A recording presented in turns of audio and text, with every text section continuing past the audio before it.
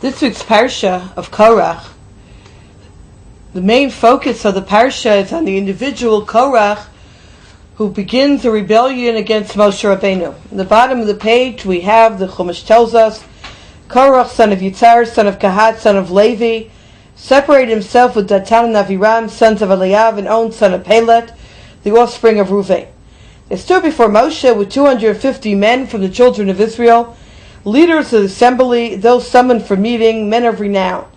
They gathered together against Moshe and against Aaron and said to them, "It is too much for you, for the entire assembly, all of them are holy, and Hashem is among them. Why do you exalt yourselves over the congregation of Hashem? Umadua titnasu al kahal Hashem." So it's very interesting when reading the Chumash itself. It's very unclear what exactly is the argument of Korach. What exactly did he want?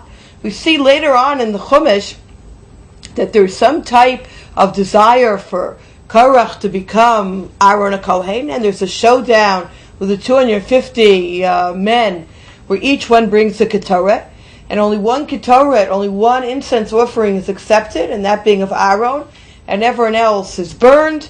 And the Chumash continues how Datan, Aviram, and the rest of the people who argued were swallowed up in the ground and were completely destroyed. But the question obviously is, there must have been something that motivated Korach to rebel against Moshe and Aaron. What was the original cause? So here we find a very interesting medrash, and really two midrashim, and the interrelationship between these two midrashim will be our focus, Bezrat Hashem, for today. The medrash says, and this is the end of source number 1, Od bechazal huva b'Rashi, Uma ra'a Korach lachlok I Moshe. Rashi brings down the medrash. What was it that instigated Korach to argue with Moshe Rabbeinu? So Rashi tells us, Nitkaneh al nisiuto shel Yitzafan ben Uziel, sheminu Moshe nesiah b'nei Kahat al pi hadibur. We know that Elitzaphan, who was a younger cousin of Korach, became the nasi, became the prince. And Korach was jealous. He said, "I'm an older cousin." Korach, we know, was one of the people who carried the Aron. He was a very, very holy, chashuv, and very brilliant individual, very holy individual. And he felt that he was appropriate for this position. Even though, as Rashi Beferish says, Al Pi Hadibur, Kadosh Baruch Hu was decided that Elitzaphan, for whatever reason, was more worthy of this. This is the underlying argument, that Korach felt slighted, and Korach felt that he deserved this position. So the cause of all this rebellion was the jealousy that Korach wasn't the nasi, wasn't the prince.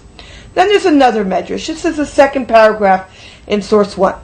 The Korach shepikeach haya. Korach was a very smart individual. Ma ra'ah l'shtutz. Why did he do something so foolish? I mean, everyone knows only one person is going to win the showdown with the Ketorah, with the incense. Why did he even offer himself into such a competition? So the Medrash says that his eyes deceived him. He saw shalshela gedula yotzeh mimenu. He saw greatness coming from him. He saw Shmuel HaNavi, who was going to emanate and descend from him, who was shakul to Moshe and Aaron, who was equal on some level to Moshe and Aaron. And he says, I know I'm going to be saved in the schus of Shmuel. I'm ready to go into this competition. What he didn't see correctly is that it wasn't from him that this greatness was going to come, but rather from his sons, who at the last moment, right, Lam Natsech, Livnei Korach, Mismor, right, we know a number of Kapitel Tillim like this, Bnei Korach did tshuva at the last moment. They had like an island that was established for them, that they didn't go into the abyss, and it's from them that Shmuel came. So the question is, what is the connection between these two midrashim about the desiring to be the nasi, as well as this vision which deceived him that greatness was going to come from him?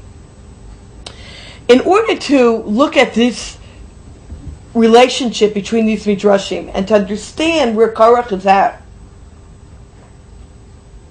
I like to try to look at this as examining what jealousy is about.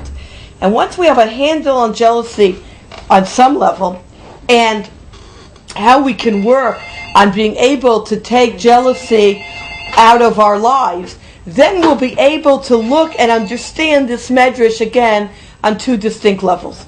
On the first level, let's try to understand the concept of jealousy. Let's take a look into and explore together some of the major items connected with jealousy. The first, as Rav Rice points out in Marosh Shirim in source number 3, it's a Mishnah in Pirkei Avos that says, Hakina v'ataiva v'akavod matzien ta'adam min ha'olam. Three things drive a person from this world: jealousy, honor, and desires. And we need to understand that kina, that jealousy, is something that can't be treated lightly. Person says, oh, so I'm jealous, what's the big deal? No.